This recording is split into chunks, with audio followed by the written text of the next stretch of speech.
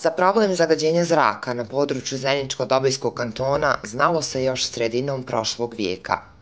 Urađena su istraživanja i studije o tome kako se uhvatiti u koštac sa problemom, ali je realizaciju projekata kao i industrijsku proizvodnju prekinuo rat.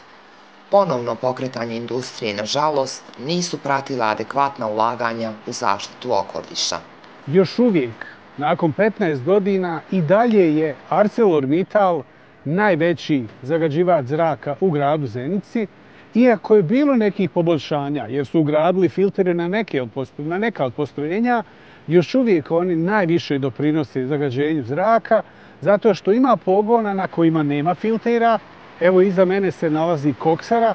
Na koksaru skoro da nije bilo nikakvih investicija i sve ono što je Ekoforum insistirao da se ugrade filteri, da se postave haube iznad koksare kako bi se ove emisije koje nekontrolisano se ispuštaju u atmosferu spriječile i smanjile, do toga nije došlo. Izvještaji pokazuju da su emisije svih vrsta prašine i sumpor dioksida iznad dozvoljenih vrijednosti. Ono što posebno zabrinjava jesu kancerogene materije i gasovi, benzopiren i benzen. Prošle godine su vršena mjerenja koncentracija benzena u okolini koksare i vrijednosti su bile katastrofalne, po 50, 250 puta iznad dozvoljene vrijednosti, i postojala je obaveza, u okolinskoj dozvoli stoji obaveza da ArcelorMittal tokom cijele godine prati i mjeri te koncentracije. Oni su to trebali početi početkom 2023. Evo, sada je juli 2023. još uvijek nema opreme, nema mjerenja, niti su angažovali neku laboratoriju da im to izmjeri. Ekoaktivisti naglašavaju da od ArcelorMittala traže samo da se i u Bosni i Hercegovini ponaša odgovorno kao u drugim evropskim zemljama u kojima ima svoje fabrike, te da ugradi tehnologije kakve tamo već postoje.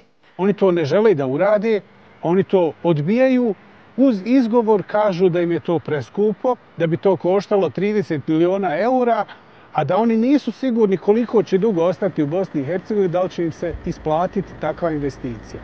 A samo da napomenem, prije 2 godine imali su profit, čistu dobit od 200 miliona maraka, tako da priča da je to preskupo i da nema novaca, mislim da ne pije vode.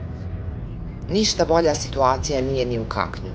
Tamo Elektroprivreda Bosne i Hercegovine, iako godinama obećava, još nije ugradila postrojenja za odsumporavanje na termoelektrani. Nažalost, u ovom gradu teške industrije mnogo je i drugih izvora aerozagađenja, od rudnika do automobila i kućnih ložišta. Udisanje svih tih otrova ostavlja dubok trag na zdravlje ljudi.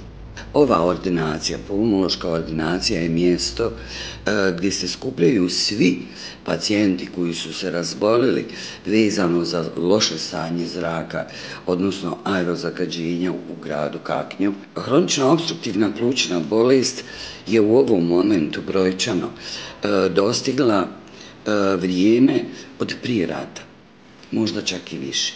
To je period kada je, dakle, teška industrija radila punom parom i kada su svi bili zaposleni u toj teškoj industriji. Što se tiče astime bronhijalne, uglavnom to su djeca.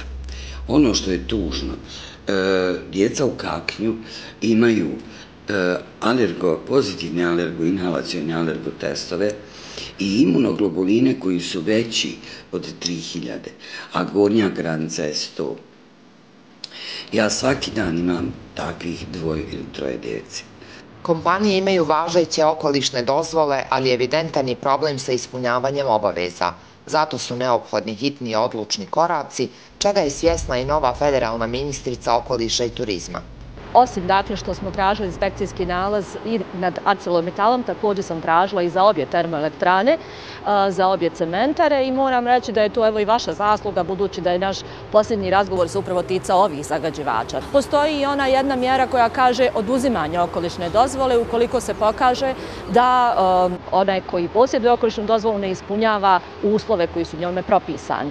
Voljela bih da do tog ne dođe, voljela bih da naši investitori i naše kompanije zaista ozbiljno shvate i prihvate svoje obaveze i zadatke. Jedno je naravno bogatiti se u Bosni i Hercegovini, a drugo poštivati naše zakone.